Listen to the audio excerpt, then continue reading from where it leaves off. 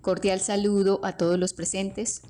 Hoy, con mi compañero Iván Darío Arevalo Rodríguez y quien les habla, Laura Milena Núñez Hernández, les vamos a presentar el análisis de jurisprudencia internacional, número de petición 11.603, caso ante la Corte Interamericana de Derechos Humanos del 6 de marzo de 1996, fecha de ocurrencia de los hechos 6 de octubre de 1987, fecha de informe de admisibilidad el 27 de septiembre de 1999, fecha de sentencia 5 de julio del 2004 en San José, Costa Rica, magistrado ponente Sergio García Ramírez, presidente de la Corte Interamericana de Derechos Humanos. Tema: responsabilidad internacional del Estado por casos de desaparición forzada. Sujetos relevantes: 19 comerciantes, familiares, abogados, organizaciones no gubernamentales y Estado colombiano. Hechos relevantes. A partir de la década de los 60 empiezan a surgir en Colombia diversos grupos guerrilleros y leyes que pretendían organizar la defensa nacional para mantener el orden público, dando fundamento legal a la creación de grupos de autodefensa que contaban con el apoyo de las autoridades estatales. En la década de los 80, estos grupos de autodefensa cambiaron sus objetivos y se convierten en grupos de delincuencia comúnmente llamados paramilitares, que fueron extendiéndose por todo el país. Uno de esos grupos paramilitares se conformó en el municipio de Puerto Boyacá y tenían gran control en ese municipio, Puerto Berrío y Cimitarra. En el año de 1987, y aún estando vigentes las normas que permitían la conformación de estos grupos al margen de la ley, se presentó la desaparición de 17 hombres que se dedicaban a actividades comerciales, quienes fueron asesinados por decisión del grupo paramilitar con aquiescencia de oficiales del ejército por supuestas relaciones con grupos guerrilleros. Al estar transportando mercancía, fueron detenidos, asesinados, descuartizados sus cuerpos y lanzados a los afluentes hídricos cercanos. Posterior a la desaparición de los 17 comerciantes, se crearon comités de búsqueda, entre ellos los de 2 personas cercanas a las víctimas, también comerciantes, quienes fueron detenidos y posteriormente asesinados. Ante la desaparición de las 19 personas, las familias acudieron a diversas entidades estatales para solicitar ayuda y denunciar los hechos, quienes no realizaron actos de búsqueda ni de identificación de los restos de las víctimas. Desde octubre de 1987, los familiares de los 19 comerciantes dedicaron su vida a la búsqueda de verdad y justicia.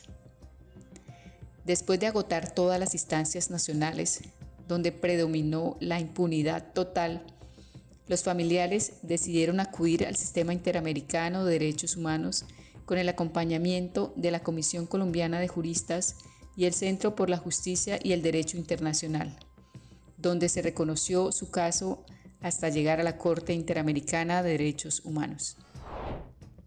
Problema jurídico. ¿Existe responsabilidad internacional del Estado de Colombia por la desaparición forzada de sus ciudadanos por parte de actores armados al margen de la ley, así como por la falta de una investigación para esclarecer los hechos y la falta de sanción a los responsables? Las normas específicas que se analizan o sirven de sustento para la motivación de la sentencia son artículos 4, 5 y 7 de la Convención Americana sobre Derechos Humanos o Pacto de San José, derecho a la vida, a la integridad y a la libertad personal. Artículos 8.1 y 25, garantías judiciales y protección judicial. Artículo 5 en relación con artículo 1.1 respecto de los familiares, derecho a la integridad personal. Artículo 63.1 que aborda las reparaciones para las partes lesionadas ante vulneraciones de derechos. Ratio decidendi. Dando respuesta al problema jurídico planteado, la Corte Interamericana de Derechos Humanos establece que existe la responsabilidad por parte del Estado colombiano por la desaparición de sus ciudadanos, así como una responsabilidad al no realizar labores de búsqueda, investigaciones o sanciones a los victimarios en un plazo razonable y organiza su respuesta de la siguiente manera. Primero, Violación a los derechos a la vida, integridad y libertad personal con respecto de las personas desaparecidas. La desaparición de los 19 comerciantes se determinó como una violación del artículo 4 de la Convención Americana que protege la vida, derecho del que nadie puede ser privado arbitrariamente. Este artículo genera la obligación estatal de adoptar las medidas necesarias para proteger y preservar la vida, lo cual involucra a toda la institucionalidad. La Corte señaló que esta práctica implica con frecuencia la ejecución de los detenidos, seguido del ocultamiento del cadáver para borrar toda huella material del crimen y procurar la impunidad absoluta. Por otro lado, la brutalidad con la que fueron tratados sus cuerpos luego de ser ejecutados también demuestra que se vulneró el artículo 5 de la Convención, según el cual, primero, toda persona tiene derecho a que se respete su integridad física, psíquica y moral, y segundo, nadie debe ser sometido a torturas ni a penas o tratos crueles, inhumanos o degradantes. Toda persona privada de la libertad será tratada con el respeto debido a la dignidad. Con respecto a la detención ilegal, la Corte indicó que ésta impidió cualquier posibilidad de que operaran a su respecto las salvaguardas de la libertad personal. En el estudio conjunto de la vulneración de los artículos 4, 5 y 7 de la Convención con relación al artículo 1.1 y para ello analizó, primero, la creación de grupos civiles armados de autodefensa que derivaron en los paramilitares, segundo, el apoyo de miembros de las fuerzas públicas a estos grupos en la región y tercero, la responsabilidad internacional del Estado en el caso puntual. El tribunal tuvo por probado que el Estado colombiano promovió legalmente y apoyó grupos armados integrados por civiles y que estas normas se encontraban vigentes en el momento de la desaparición.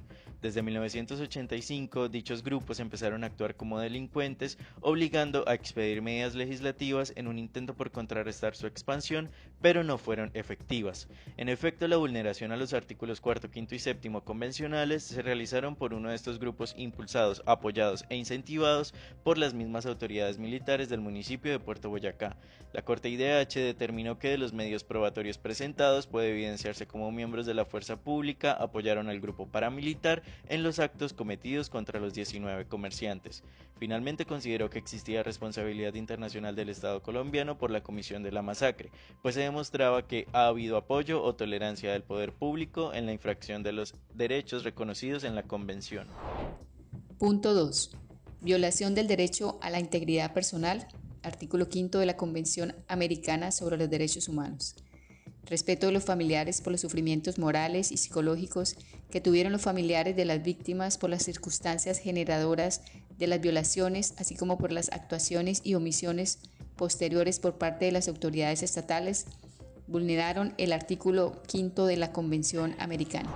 La Corte Interamericana de Derechos Humanos reconoció que los familiares de las víctimas habían sufrido angustia, incertidumbre e impotencia cuando, primero, supieron que sus familiares desaparecidos habían sido descuartizados y tirados a un río.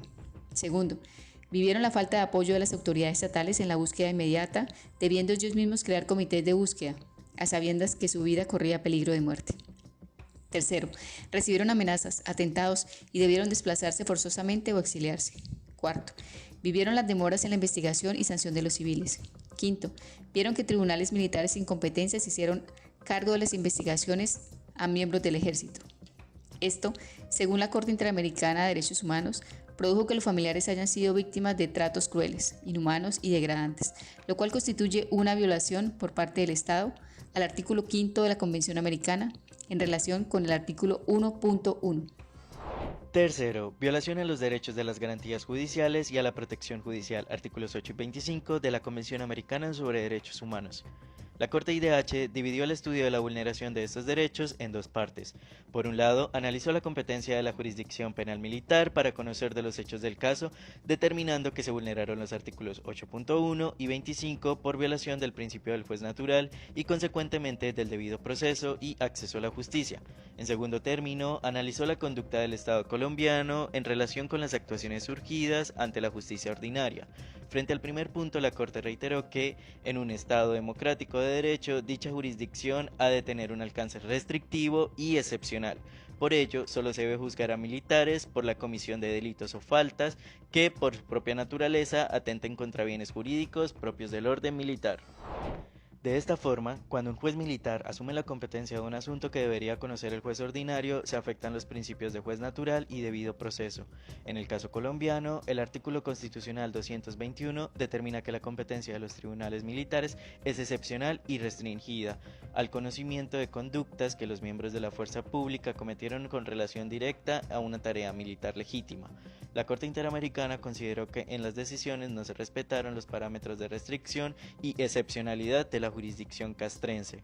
Con relación al segundo aspecto, analizó las actuaciones del Estado en la jurisdicción ordinaria para conocer si había cumplido con los principios de plazo razonable y efectividad de los procesos. Reiteró que la obligación de investigar debe cumplirse con seriedad y no como una simple formalidad condenada a ser infructuosa, y que la investigación debe ser asumida como un deber jurídico propio sin que deba depender de la iniciativa procesal de la víctima, de sus familiares o de la aportación privada de elementos probatorios. Así las cosas, una demora prolongada puede constituir una violación a las garantías judiciales. El derecho al acceso a la justicia no se agota con la simple tramitación de procesos internos, sino que debe asegurar en un plazo razonable la garantía de los derechos a la verdad que tienen los familiares y a que se sancione a los responsables.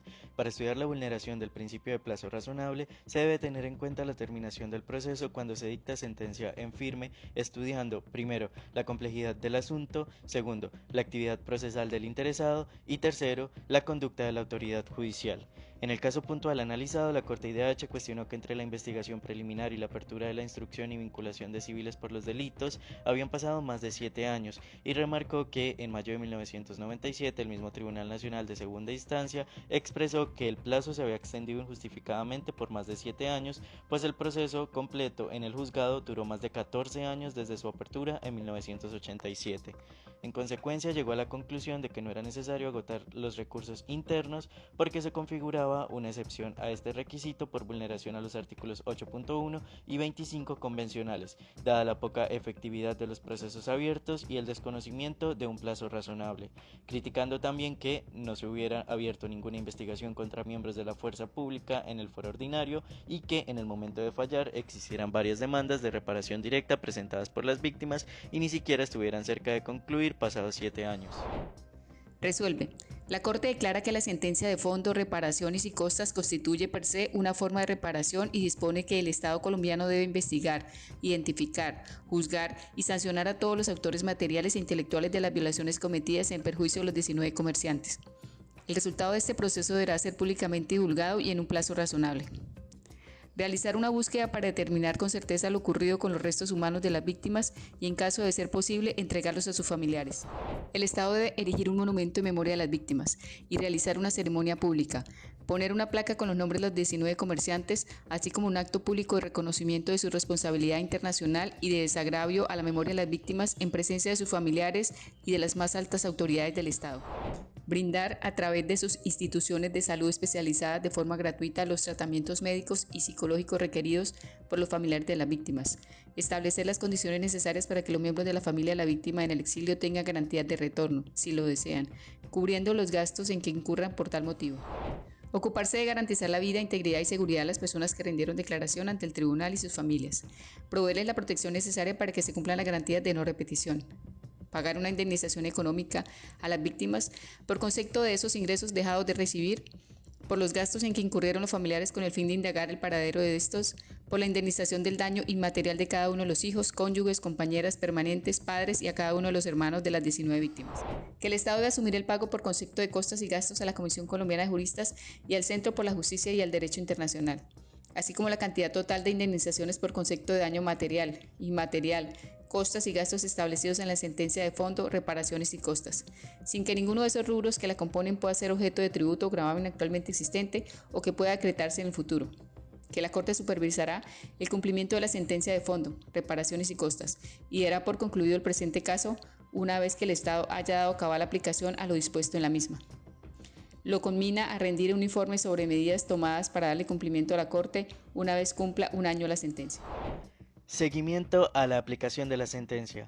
Las sentencias de la Corte Interamericana de Derechos Humanos fijan estándares internacionales de cumplimiento y protección de derechos, ya que como sabemos, estas decisiones pretenden que su efecto se materialice en aportes jurídicos, en la legislación y políticas nacionales.